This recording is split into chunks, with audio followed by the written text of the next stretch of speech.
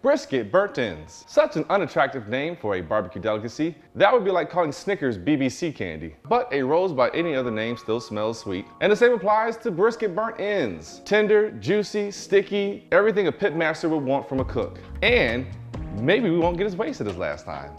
I'm lying, we are. Now last time I believe our brisket cook took about 16 hours or so.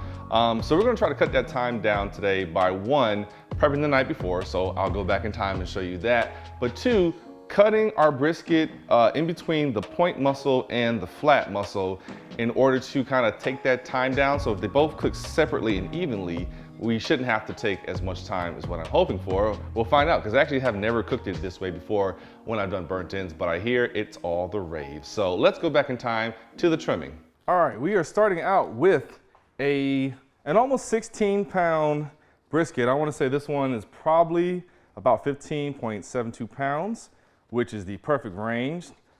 Big enough, but not too big. So we're gonna trim this up. You guys have seen me trim brisket before, but we're gonna do something a little bit different today. I'm gonna try to separate the point meat of the brisket from the flat meat. The point meat is what we wanna make our brisket burnt ends out of. It has great marbling, it's a lot more moist, and it becomes a lot more tender, but we don't want this flat to go to waste. Now every brisket is a little bit differently, and everybody attacks their brisket a little bit differently. I try to start with the fat side because as fat heats up, it will become harder and harder to cut. But I think what I might do today is start on this side, because there's just some things I already know that I want to cut. So starting with this corner right here, this is like a very, very thin flap compared to the rest of the brisket. So what I'm going to do here is just go ahead and cut this off, because honestly, this is going to overcook and finish before everything else. And I don't want to feed that to people, so might as well get rid of it. You're going to end up with a lot of trimmings today, but instead of doing what we normally do, which is taking our trimmings and throw them away, we're going to put them in this pan, because we're actually going to make some beef tallow later on while we're cooking these in order to baste some of our meat in. So fat like that, throw it in the pan. Turning this back around, one thing that I like to do, that I did in the last video that I did, is I see all the grain of the flat going this way, but I can see that grain now. When we cover this with seasoning and it starts to form that bark, I'm not going to know which direction is what, especially once I've been drinking. So what I like to do is take a corner here, see the grain, take my corner here, just slice it. And it's okay to sacrifice this meat. Remember, this is a lot of meat already, so some of this can go. But now I know when I take my brisket off, when I see this part, that's where I should be starting my slices. And you always want to cut against the grain. Coming over here to this giant piece of fat right here. I'm not coming at this flat, because otherwise my knife would be like that. I'm not coming at this straight up like that. I'm going to come at this at an angle, because I'm really just trying to get this fat off. And again, it's okay if you get some meat in there. It's not the end of the world. This is not competition barbecue. This is backyard barbecue. So see that big piece of fat right there? That's going to go in our pan, because that's going to make some fantastic beef tallow. And if you wonder what beef tallow is, it's just beef fat. Just like lard is pork fat. That's all it is. Sometimes when you buy brisket, you'll see stuff like this, like it'll be gray or kind of like just an off color. Absolutely nothing wrong with that. You can serve it as is. This is just literally from the cleaning process when they're doing the butchering. And yes, your meat gets cleaned before it gets packaged. But just for the sake of things, and also I want to kind of expose a little bit what's underneath here, I'm just going to take this off. And these scraps here that have meat on it, if you have a grinder, you can absolutely grind these up later into burgers, sausages. So everything doesn't have to go to waste. It just depends on what you want to do. Like right there where it's mostly meat and that fat, you could absolutely throw that in a grinder. And I just may very well do that with the pieces that have a lot of meat. And one cool thing about doing that cut that we just did is we can see the separation between the flat and the point. So right now, our flat is here on top, but our point, where all this marbling is starting, is right here on the bottom. And the reason why we know that is because this vein of fat is what separates them. So we're in the right place, and making that cut really, really helped. So even though I cut that off and I kind of cut off my little marker there, I still know this sharp angle right here will be going against the grain. So I kind of undid some of my work from earlier, but we make adjustments. Let's go here on this other side. And we're gonna kind of do that same thing, just taking this side.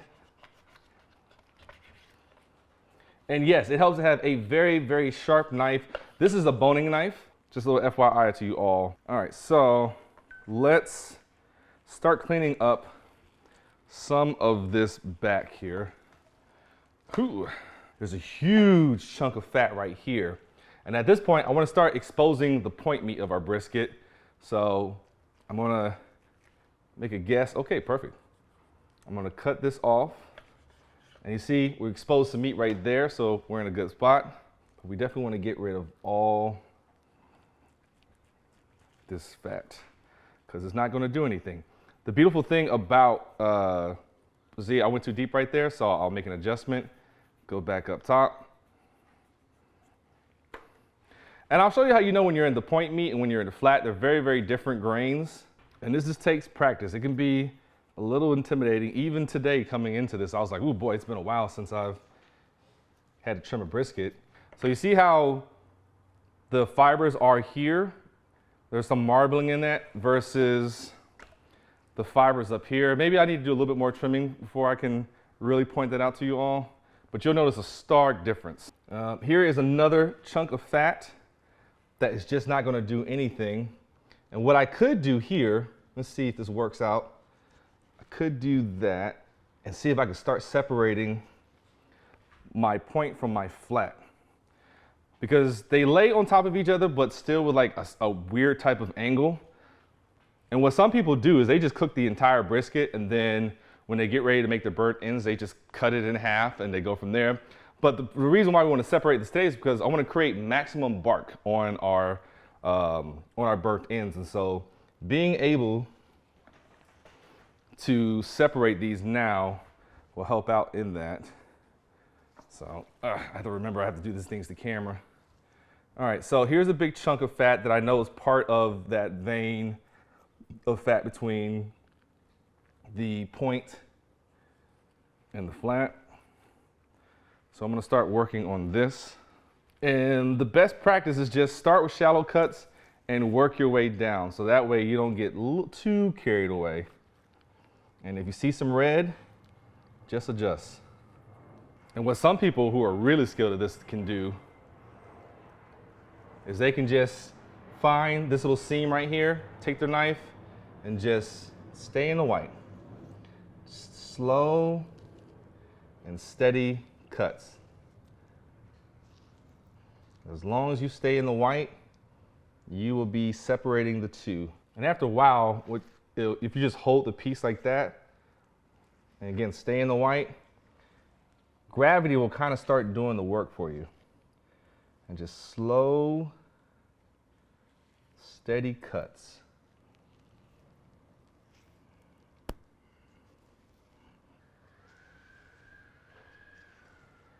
And so it ain't gotta be pretty. And the first few times, like this being my first few times, is not gonna be perfect. But you know what? I think we might have did all right. I was a little worried there, folks. A little worried there. Also, make sure you have a clean countertop because you might have to do something like this.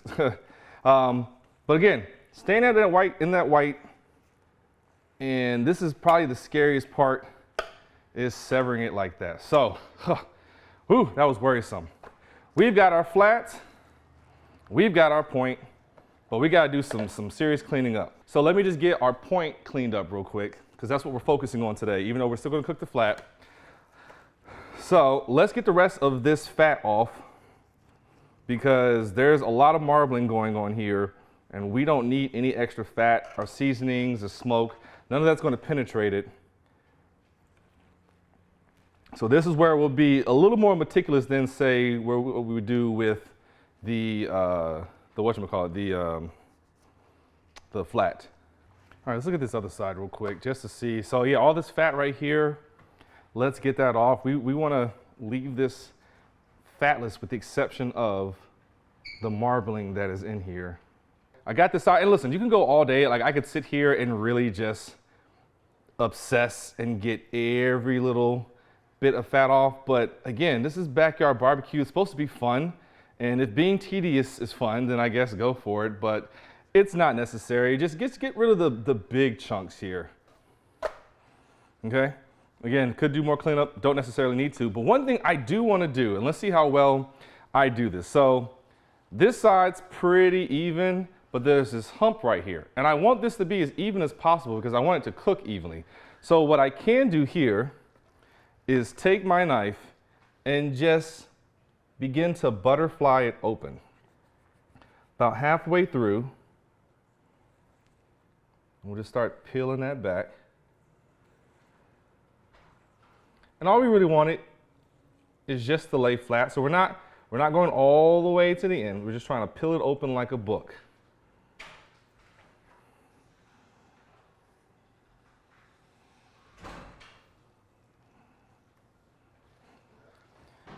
Just to help it lay flatter, that's all.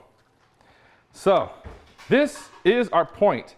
So this is our flat. This is where you get your slices from. And that's absolutely what we're going to do. But we're just going to clean this up a little bit. I'm not going to go crazy with getting all the fat off of this. But what I do want to do is just like these little thin parts right here where I know they're going to cook a lot faster than the rest. Just cut them off. Kind of square this up. That's a pretty good thick part right there. But if I wanted to, I could cut that. In fact, I will do that because this will let me know the way our grain is going to run. And then as far as the back goes, we actually want to leave about a 1/4 inch of fat back here because this is a leaner piece of meat. And so this fat kind of acts like a barrier, keeping it from drying out. And it's just delicious to have like a 1/4 inch of fat at the bottom of a slice. So I'm not going to go too crazy. I think just surface level of this. And you know, again, if you go a little too deep and you see some meat, it's totally fine.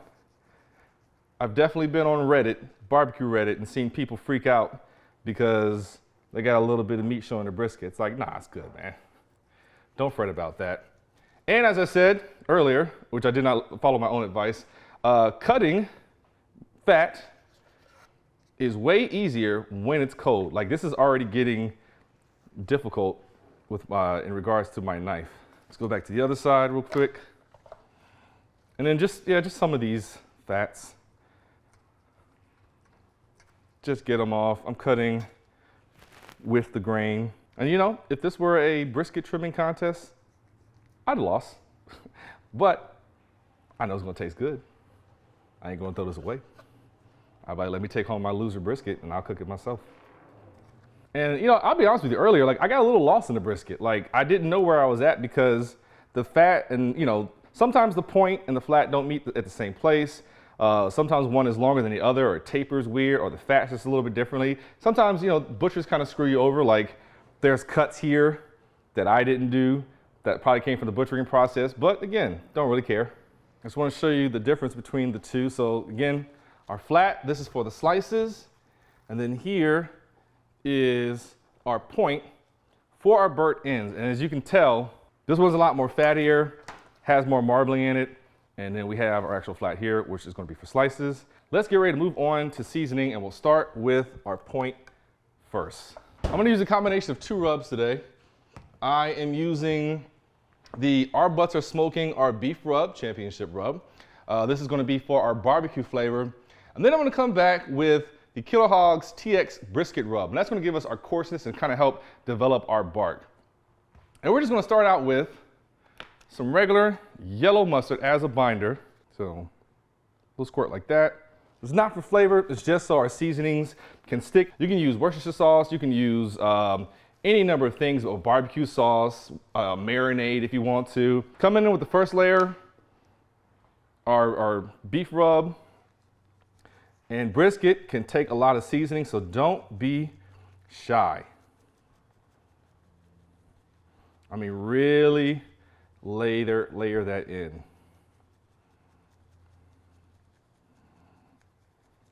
And don't forget these little ends. Don't forget your sides. Even though these are thin sides, don't forget them. We want everything to have a bark. Just gonna give that a good little pat. And then we're coming back with our TX rub. And again, a good solid layering of it. We're gonna pat that in. We're not rubbing, just patting it. We don't want to tear this to shreds, especially as coarse as this brisket rub is. And then, just gonna take it, flip it over, do the exact same thing on the other side. And this is our brisket point here. I believe my card ran out of memory before I had finished this, so I'm not sure where I stopped at. But I did both sides. This is good to go. So we're gonna move that over. And since this is already in this tray, we're gonna do a little bit of a different process for our flat. So we're gonna make our own rub here, and we're gonna use some simple components. We're just going salt, pepper, garlic, and Lawrys. So a little bit more of a Texas style here. I've just got a container here of coarse ground black pepper. And what I want to do, just to make things simpler, is I'm going to do, so however much this pepper is, and if you really want to know the ratios, I believe it's 8 parts pepper, 3 parts salt, 3 parts seasoning salt, and then 1 part garlic powder. But I'm just going to kind of eyeball this today. So wherever this is at, I'm going to first start with my salt. So let me even that out a little bit and see how that is. Yeah, so now I'll come back with some seasoning salt. Hopefully you all can see this. And I'm gonna try to match what I did in regular salt. And it's okay if it's not even. You can always add more pepper if you need to. And then lastly, about 1 part of just some granulated garlic powder. And I'm just using a pepper shaker thing that I already had because it has the perfect size holes. Just a line of mustard. Slather that in. And yeah, we're just gonna give this a good coating. Remember, this is a big piece of meat. It can handle it. Pat that in. And then we're flipping over to the other side. And don't forget your sides. Those are equally important. We just put just a little dab right there of mustard. We'll just run that along all the sides.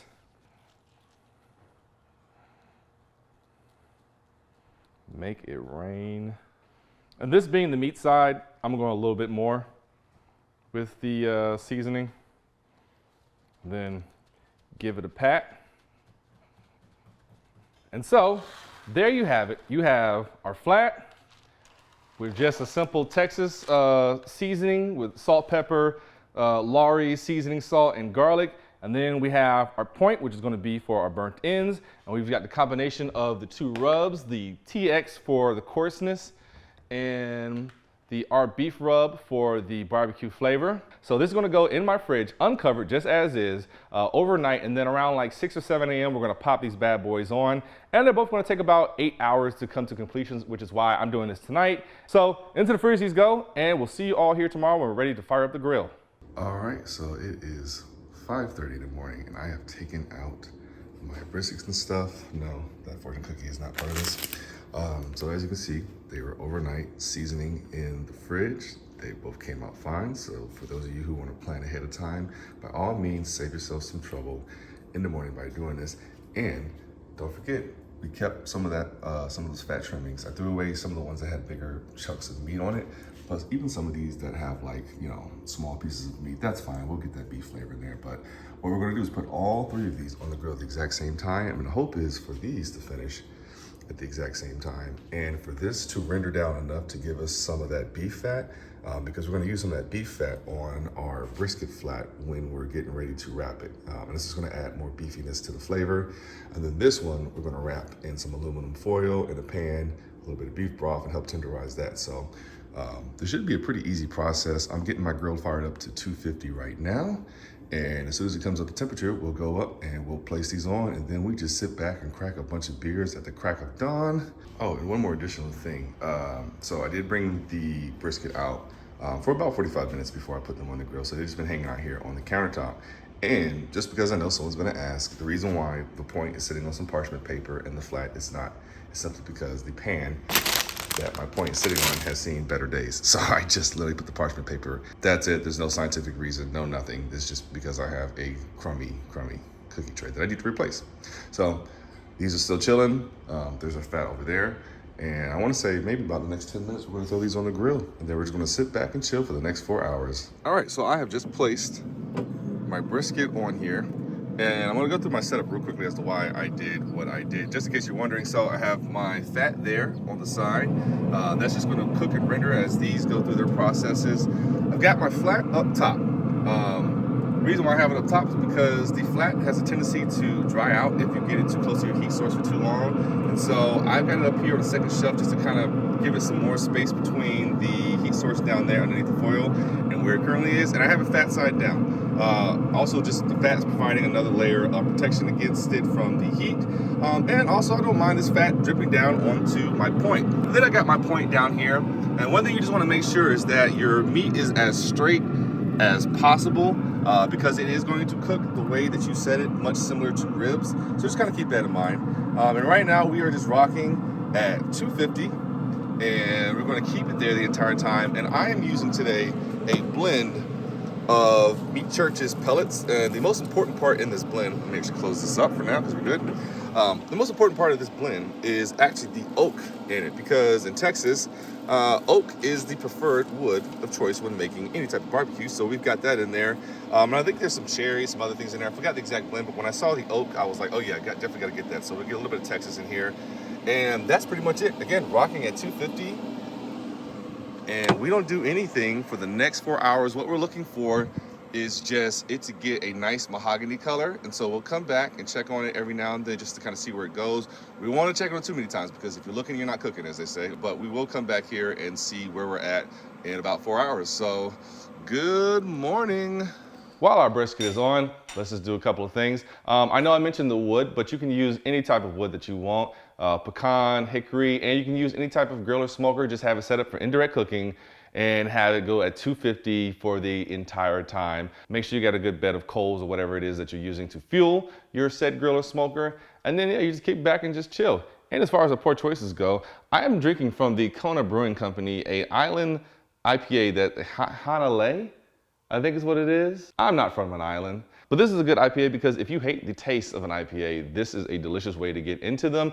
And with the summer vibes, this is the perfect flavors. It's got orange, passion fruit, and guava. Highly recommend it. And that's what I'm gonna be sipping on today, because I think last time I was doing Sailor Jerry's amongst a whole bunch of other drinks, and after 16 hours of cooking, boy, do I not remember anything about that video.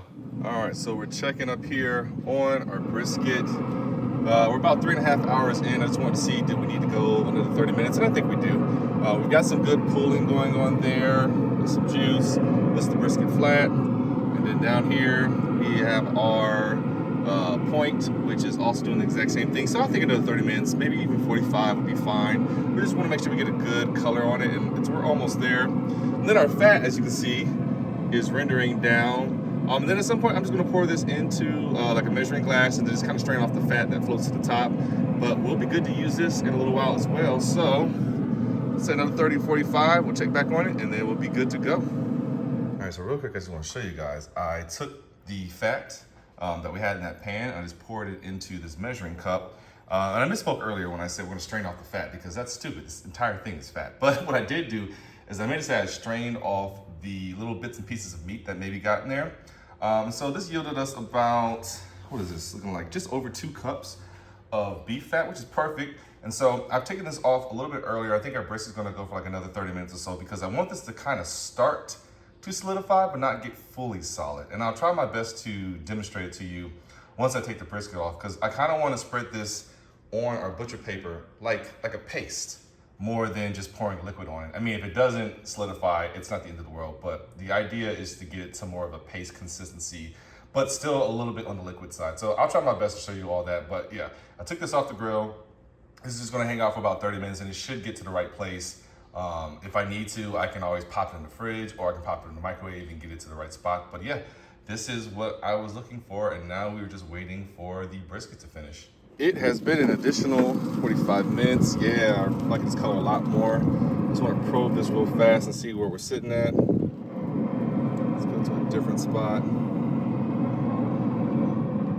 150, we're almost there. I mean, the color is good, which is really what I care about. I mean, that's getting close. 160 up there. Let's see how our point is doing down here. I don't want to poke it too much. We're at 158. You know, I mean, I can go ahead and take this down because I like this color. 165 is usually where you're trying to like take it off, but I can live with this. Or, I gotta make a tough decision here as the airplane goes over words. You know what? I'm gonna give this another 30 minutes or so. I thought I was ready, but I don't want to deal with an undercooked brisket. Undercooked brisket is just as bad as overcooked brisket. So let me take this out and give these another 30 minutes. Hey, this is barbecue. It's not perfect every single time, but we're gonna get there. And if you're wondering why I'm waiting for it to get to 165, really, this is a good spot to take it off, but also like I do want it to take in as much smoke as it possibly can, because after a certain point, it will no longer take in smoke. So I want to maximize that. So as long as that's still sitting there at 145, I can wait another 30 minutes. That's just more flavor, a nicer smoke ring. So this is how we're gonna rock with it. And I'll be back up in 30 minutes, which I guess means more beer. All right, our two muscles have finished. Again, our point and our flat. They both came up to 165, which is perfect. Now comes the tenderizing process, because technically, these are done by, I think, USDA standards at 165, but you will only eat these at 165 if you like eating shoes. We don't like eating shoes here, so we're gonna tenderize these some more. So we're gonna do these both two different ways. I'm gonna start with taking our point, which is very hot, and I'm doing this barehanded, which is not smart. And I'm gonna put that into the pan right here. And then all we're gonna do for right now, because I feel like every time we're doing videos like this, we're kind of just starting off with the basics, and then we can get advanced more in the future. But right now, let's just start with simple things, because a lot of people put a lot of complicated stuff in here. We don't have to do that today. Let's just learn how to get it right the first time. Or maybe we're just too drunk to do complicated stuff. I don't know which one it is anymore. So I've just got me some beef broth here. I've got our point placed into just a pan, aluminum pan that actually fits perfectly for it. And then I'm not pouring on top of it. I'm pouring around just enough to kind of feel the bottom of this pan. And I'm gonna go a little bit more because this pan has like a weird lip in the middle. But this will help keep it moist, tenderize it, and also fortify some of that beef flavor. I actually might need a lot because of this stupid lip. I could have pushed it down probably, but it's too late. I'm already in it. And it's gonna create a delicious au jus later on, once like some of the moisture kind of comes in and out of the brisket, and then we add our barbecue sauce. It's gonna be everything that's amazing about burnt ends. And I'm just, for the sake of things, let me make sure first I don't need this anymore. I don't need this anymore. I'm just gonna pour this. There we go, because I do want it to come up, at least touch our brisket. Okay, that's good. Why not? The entire thing, sure. I'm sure I'll regret it later doing that. But a regular pan, just enough to kind of come up along the bottom. So now that we have that, I got some heavy duty tin foil here, and I am just going to give this just a good seal. So I'm gonna do it this way.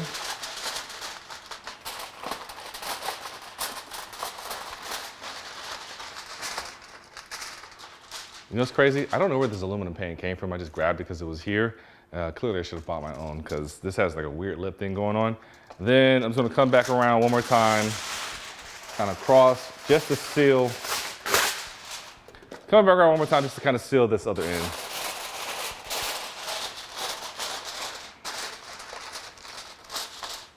All right. That takes care of our point. And this will go back on the grill, same temperature, 250. For our flat, we're gonna go do something a little bit differently, because I like the bark that's on there. And I'm sure there's somebody right now saying that bark's not barky enough because they're used to working with offset smokers. And you're right, it's not, it's a pellet grill, but it's still good. That's all that matters, is it good? So I've got 2 sheets of butcher paper here. I've got that beef tallow from earlier that I let congeal just a little bit, and I'll show you all what I was talking about. Let me grab a brush real fast. I've allowed this to congeal just a tiny bit, so it's kind of part liquid, but kind of paste. But this is what we're looking for, because what we're gonna do, and first let me just kind of measure this out, because I'm gonna put this meat side down, so we're gonna do that. Or actually, no, yeah, we'll do that. All right, cool. So that's about all the space I need. We'll aim for there. Okay, cool. What I'm gonna do is take some of this beef tallow, and we're just gonna brush it on our butcher paper. And this is gonna also fortify that beef flavor, keep us some moisture, and I'm telling you, this stuff smells so good. So we'll take our brisket flat, meat side now down, and then I'm gonna take our paper, roll it over, kind of tuck it in, bring in one side, put it down, bring in the other side, and then I'm gonna flip it, pull it towards me just to make sure everything's nice and tight. Flip it again, pull it towards me, make sure it's nice and tight. And then flip it one more time, and I can just tuck this in. And there we go. We have 2 wraps going on. Both are gonna tenderize. What I am gonna do though is I'm gonna stick a probe in this once we get back up to the grill, and I'll show you how that goes. And so, just for the next 4 to 5 hours, we're gonna kind of just see where these get to. I know for our flat, we're aiming for 200 degrees. We don't wanna go over that because then it starts to dry out. For our point, we wanna take it up to 210, 212, so it can cook for a little bit longer. But ideally, they're gonna kind of cook around the same pace, and that's the best situation where we can have both done at the same time. So I'm gonna go ahead and get these back upstairs, and I'll see you there, and we'll talk about the rest of the process. All right, so I placed everything back on the grill where it just was. I got my flat on top, my point down at the bottom. I did put a probe in my flat because I want to monitor this probably the most closely because I want to make sure it doesn't overshoot. So I have my meat probe here, which you probably can't see the numbers on it. Right now it's reading at 143 to drop down a little bit, but we want to get it up to 199, 200, and then we're going to take it off. As far as the point, I want to take it up to 212, and because these should be cooking around the same time, once the flat hits its numbers, then I'll start monitoring this. And of course, our fat over here is still rendering. I'll take some more of this off in a little while. So that's good to go. That's also just adding some good aromas here in the grill. But now we just close up and we don't do nothing until these are done. So remember, for the flat, 199, 200. For the point, 210, 212. We'll be back. All right, according to this, we are at our temperature, so we don't want to just trust this. We want to check and make sure. So let's open her up. And I'm going to take my probe. Now this is in the flat for right now. Take my probe, I'm going to pop it in the middle. Let's see what that says. So that's still saying 193, 194. Might have some ways to go, and I still feel a little bit of resistance. Oh, okay, there we go. Still feel a little resistance in here. This is reading 199, 200. I think this is safe to take off. And I just want to check our point down here and see where we're at. We were trying to get to 210, 212. So let's see if we're in the ballpark. Don't make it a face full of steam. Ooh. Smells amazing. This right now is reading 206, 207. But man, it's soft. It's sticking through there. You know what? I'm gonna go ahead and take the flat off and get that down there, and I'll let this point stay on for just maybe another 20 minutes or so, and then I'll come check on it. So we're done with half of it. We're just waiting for the most important half to get done. So we'll close it back up, let it keep going for a little bit longer. All right, even though this video is about burnt ends, I just want to say that our brisket flat is done. And up next is an important step that for me has kind of evolved over the years. I used to immediately take it off the grill and throw it into a cooler, or if I didn't have a cooler, I would just throw it into the oven. Of course, the oven is turned off. Just something insulated to kind of help the brisket cool down and chill and kind of redistribute its juices. Now, I don't do that right away. Now, I actually just let it sit in its paper at room temp for at least an hour, and then I'll put it into like a cooler or just my oven with the oven turned off. If you put it into something insulated immediately, it's gonna kind of still keep cooking, which we don't want. So what I'm gonna do is just let this sit here like this. And then after that, I'll probably put it in my oven for another hour or even 2. Like these things can hold heat for a very long time. You can go up to 6 hours if you want to. But this is a good situation because I can eat the burnt ends now, and then later on, when I'm ready to eat some sliced brisket, I can take the butcher paper off, slice it up, and be good to go. So we're still waiting on our point. It's got like another 10 degrees to go. So whenever it gets there, we'll bring it down, we'll cut it up, we'll throw it in some sauce, put it back on for 10 more minutes, and then we're done. I'm proud of myself. I'm not wasted. I'm not wasted like I was last time. I can quickly change that, but I want to make sure I'm giving you all the instructions that you need. All right, our brisket point has got up to 210 degrees. I know I said 212, but anywhere between 205 and 210 is perfect. We just want to get it nice and tender. So here comes the fun part. I think I've let this rest for about a good 15 minutes or so. I still have my grill up to 250 because we are going to put this back on one more time, but very short period of time compared to the rest of the day. So all I want to do is just start cutting this up into 1-inch strips.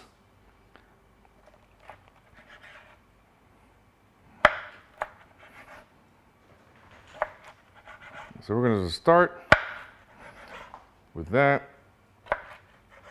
And then we'll come back. We'll just do a few strips at a time. And again, one inch by 1 inch is what we're trying to do.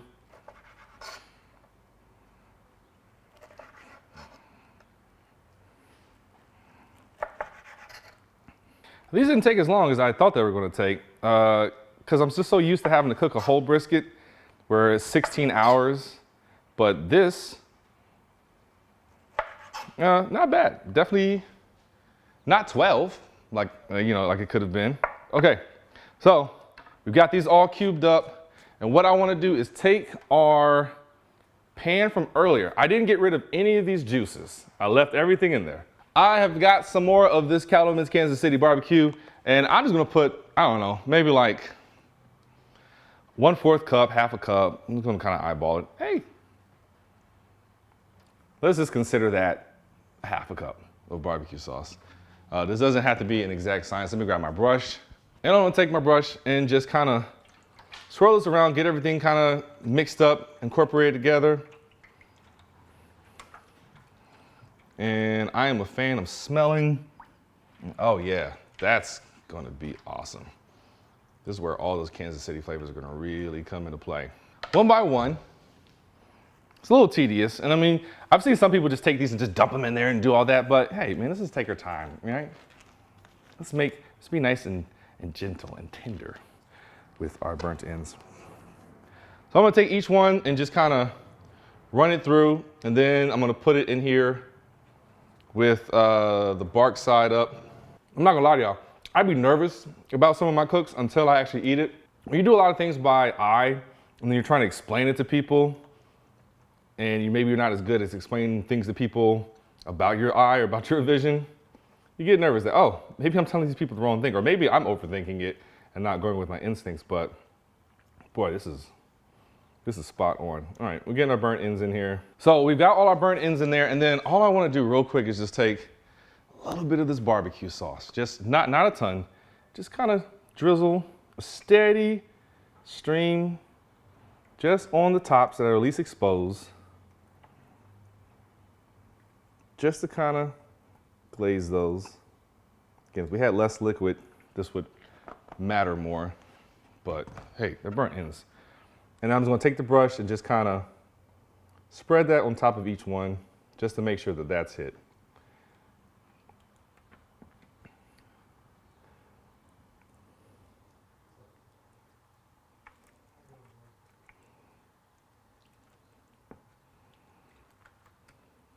All right, and then grill, still at 250, going right back on for about 10 to 15 minutes. And then these are done and ready to eat. So let me get these right back up, and then we'll come back down and you guys get to watch me have the time of my life with our burnt ends. And just like that, our burnt ends are done. They were on the grill for 15 minutes, took them off. They smell amazing. Of course, I already took a bite and I know they're amazing, but I wanna have another one because why not? And they are just juicy and tender.